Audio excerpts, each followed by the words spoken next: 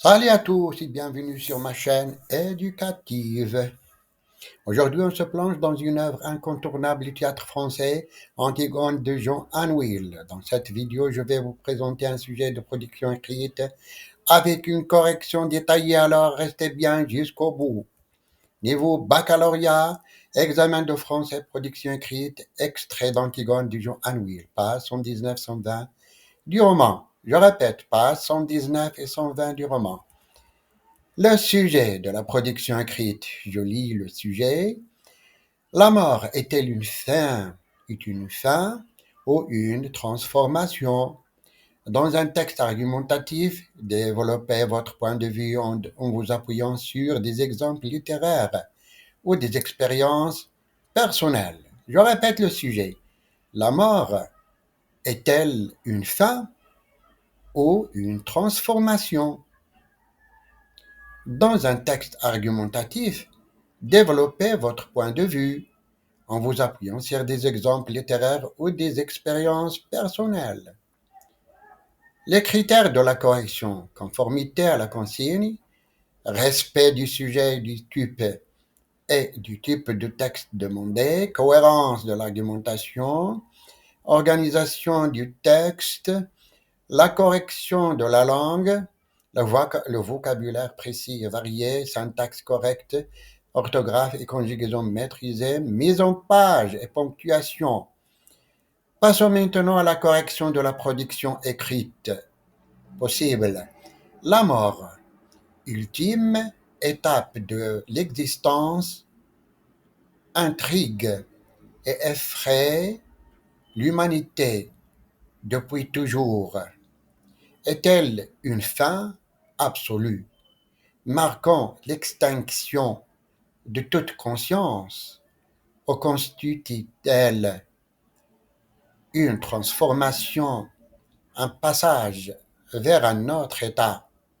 Cette question fondamentale, au cœur de nombreuses philosophies et croyances, mérite une réflexion approfondie.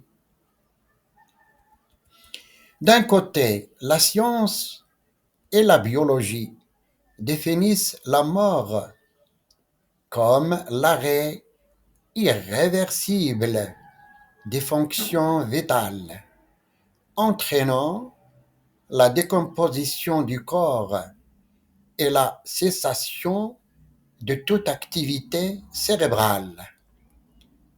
Dans cette perspective matérialise, la conscience disparaît avec le corps et il ne subsiste rien après la mort.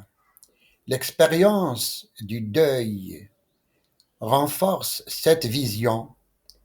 La douleur de la perte et l'absence tangible de l'être cher rappelle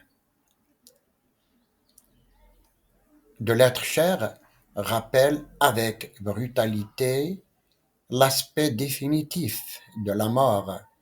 Pour beaucoup, il représente donc une fin absolue, un point final à l'existence. D'un autre côté, de nombreuses cultures et traditions envisagent la mort comme une transformation plutôt qu'une fin, qu'il s'agisse de la réincarnation, du paradis, de l'enfer ou d'une autre forme de survivance de l'âme. Des croyances apportent du réconfort face à l'inconnu et donnent un sens à l'existence. Par ailleurs, même d'un point de vue non religieux, l'impact d'une personne laisse derrière elle, à travers ses actions, ses valeurs et les souvenirs qu'elle inspire, peut être perçu comme une forme de continuité, comme le suggère Antigone.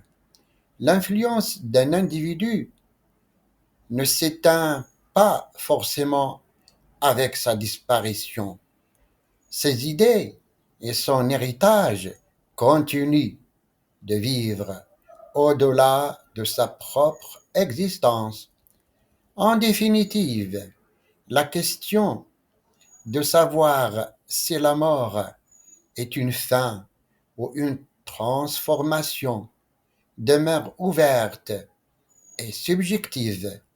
Si la science tend à l'envisager comme un processus biologique irréversible, les croyances et l'expérience humaine laissent entrevoir d'autres possibilités. Peut-être l'essentiel ne réside-t-il pas tant dans la nature de la mort que dans la manière dont nous vivons.